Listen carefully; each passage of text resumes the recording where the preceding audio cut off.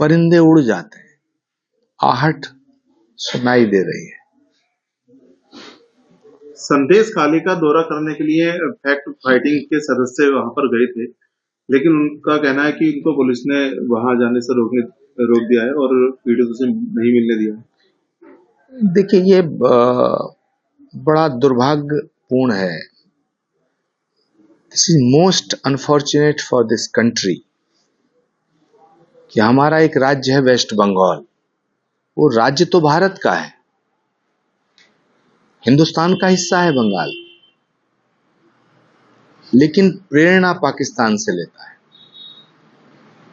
तो इस पर भारत के गृह मंत्री, भारत के प्रधानमंत्री, भारत की राष्ट्रपति को सोचना चाहिए कि वेस्ट बंगाल में भारत का कानून लागू है, हिंदुस्तान का कानून लागू होना चाहिए, या पाकिस्तान का। प्रियंका गांधी जी का एक सवाल सामने आया है। उन्होंने कहा है कि बीजेपी 10 साल से सत्ता में है और G20 समिट का भी उन्होंने बड़ा आयोजन किया है, लेकिन मैं उनसे पूछना चाहती हूँ कि यहाँ पर युवाओं का कोई सम्मान से जुड़ा हुआ या हमारे पुलिसकर्मी, छात्र या यहाँ पर नौकरियां भी नहीं है। देश जो है जनता, देश की जनता महंगाई का बोझ झेल रही है। तो देखिए, प्रियंका गांधी जी पर मैं कोई टिप्पणी नहीं करना चाहता। विपक्ष में वो सर्वाधिक लोकप्रिय नेता है, लेकिन पार्टी के जो कुछ नेता हैं, पहले उनका जो बोझ है पार्टी के ऊपर, मैं प्रियंका जी से इतना ही कहना चाहूंगा कि पहले उस बोझ को उतारें, फिर बाकी चीजों पे बात करें। उनका कहना ये भी है कि किसान सड़कों पर बैठे हुए हैं और लगातार धरने प्रदर्शन चल रहे हैं। धरना प्रदर्शन होना अलग बात है। किसानों की जो मांगे हैं उन पर विचार किया भी गया है और किया जाना चाहिए, क्योंकि अगर देश का किसान दुखी है तो फिर देश सुखी नहीं हो सकता। लेकिन मुझे लगता है कि भारत के प्रधानमंत्री नरेंद्र मोदी के होते हुए इस देश का ना जवान दुखी होगा ना किसान दुखी होगा। विपक्ष को इनकी चिंता करने की जरूरत नहीं है।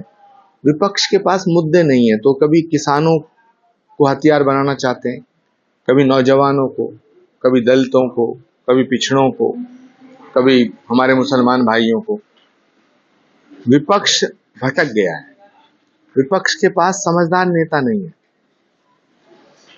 विपक्ष के पास सब हैंकी मैंकी नेता हैं। विपक्ष के पास ऐसे नेता हैं जिनके बाप दादाओं ने बड़ी मेहनत से पार्टियां खड़ी की, और ये विपक्ष के जो वर्तमान में नेता हैं, ये अपने बाप दादाओं की विरासत को मिटा रहे हैं। ये सब चिड़ी छिक्का खेलने वाले नेता हैं।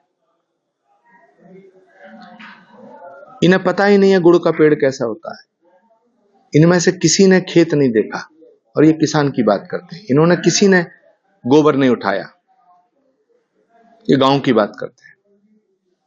इन्होंने किसी ने हल नहीं चलाया, एयर कंडीशन में बैठ के अंग्रेजी में हैंकी पैंकी बातें करके ये किसानों की बात करते हैं। भारत का किसान राष्ट्रभक्त है, उसकी मांगों को माना जाना चाहिए, सुना जाना चाहिए, और भारत के किसानों को न्याय मिलना चाहिए। और मुझे पूरा भरोसा है प्रधानमंत्री नरेंद्र मोदी के रहते हुए भारत के किसानों के साथ अन्याय नहीं होगा। आज प्रधानमंत्री जी ने 110वीं बार मन की बात की है। उन्होंने कहा है कि लोगों को संदेश भी दिए हैं। तो क्या मानते हैं प्रधानमंत्री जी की मन की बात पर? देखिए, प्रधानमंत्री जी अपने मन की बात जब करते हैं तो मुझे लगता है कि उनके तार एक तरफ भारत के जनमानस से जुड़े होते हैं और दूसरी तरफ परमात्मा से जुड़े होते हैं। तो परमात्मा और भारतीय जनमानस के बीच का सेतु है प्रधानमंत्री जी। और मुझे लगता है कि पूरी दुनिया में एक ऐसे नेता हैं वो, जिनके मन की बात इस कार्यक्रम को सुनने के लिए करोड़ों लोग इंतजार करते हैं। केंद्रीय मंत्री जितेंद्र सिंह ने कहा है कि मन की बात में जो शाहपुर कुंडी परियोजना की शुरुआत भी की है, जो पाकिस्तान की ओर बहने वाली को रोकने के लिए उपलब्धियों पर भी प्रकाश डाला। मुझे लगता है कि तीसरी बार जब नरेंद्र मोदी प्रधानमंत्री बनेंगे तो ये भी हो सकता है कि पाकिस्तान पाकिस्तान ना रहे, पीओ के ना रहे। जो अखंड भारत का सपना हमारे करोड़ों भारतीयों का है, हमारे शहीदों ने देखा है, चाहे वो कारगिल में शहीद हो उनका सपना है, चाहे वो इस देश की सीमाओं पर शहादत देने वाले तमाम हमारे नौजवान, तमाम जवान, तो सपना अखंड भारत का सपना पूरा हो जाए।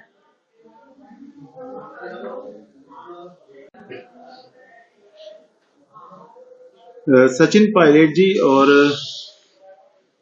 कमलनाथ जी कब बीजेपी में शामिल होंगे? कोई चर्चा आपकी, कोई बात हुई हो? क्योंकि जाना जाता है कि आपके बहुत करीब ये लोग रहते हैं। देखिए, कांग्रेस के विषय में, कांग्रेस के नेताओं के विषय में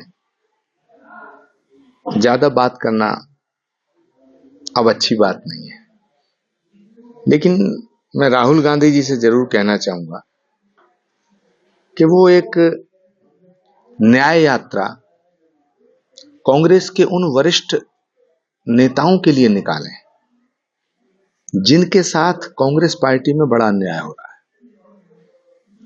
और वो सभी नेता बहुत वरिष्ठ हैं, कुछ इंदिरा गांधी जी के साथ रहे, कुछ राजीव गांधी जी के साथ रहे, कुछ सोनिया जी के साथ रहे।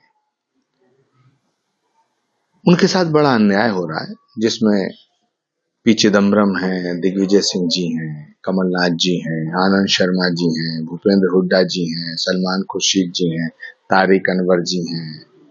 बहुत से ऐसे नेता हैं जो राहुल जी के पिताजी, राहुल जी की दादी जी, राहुल जी की माता जी के साथ रहे और उनका अपमान हो रहा है। दिग्विजय सिंह जी को कांग्रेस का अध्यक्ष बनना था। दिग्विजय सिंह जी को राहुल जी ने अनुमति दी थी कि आप नॉमिनेशन फॉर्म भरो, और फिर राहुल जी की तरफ से ही केसी वेणुगोपाल जी ने आकर कहा कि तुम फॉर्म मत भरो। तो दिग्विजय सिंह जी के साथ भी बड़ा अन्याय हुआ है। मैं प्रस्तावक था दिग्विजय सिंह जी का। सुबह मुझसे कहा उन्होंने कि आओ, अब वो हमेशा ये कहते थे कि अगर कांग्रेस के अध्यक्ष पद पे चुनाव होगा और गांधी परिवार से कोई नहीं लड़ेगा तो मैं जरूर लड़ूंगा। बड़ा अन्याय हुआ दिग्विजय सिंह जी के साथ, और अगर दिग्विजय सिंह जी कांग्रेस का चुनाव लड़ते, अध्यक्ष का चुनाव लड़ते, तो शायद कांग्रेस की स्थिति ये ना होती। कल भारत जोड़ो न्याय यात्रा में प्रियंका गांधी और राहुल जी संभल आए थे। उन्होंने कहा था कि किसानों पर, नौजवानों पर बहुत अत्याचार हो रहा है। तो क्या मानते हैं इस तरह की जो बयानबाजी सामने आती है? देखिए, उदयपुर में एक चिंतन शिविर हुआ था, उसमें मैंने ये बात कही थी कि कांग्रेस की कमान प्रियंका गांधी जी को सौंप दी जाए। तो प्रियंका गांधी जी न्याय यात्रा में शामिल हुई है, ये अच्छी बात है, लेकिन बड़ी बात तो ये होगी कि उन्हें कांग्रेस नेतृत्व सौंप दे, वो ज्यादा बड़ी बात होगी।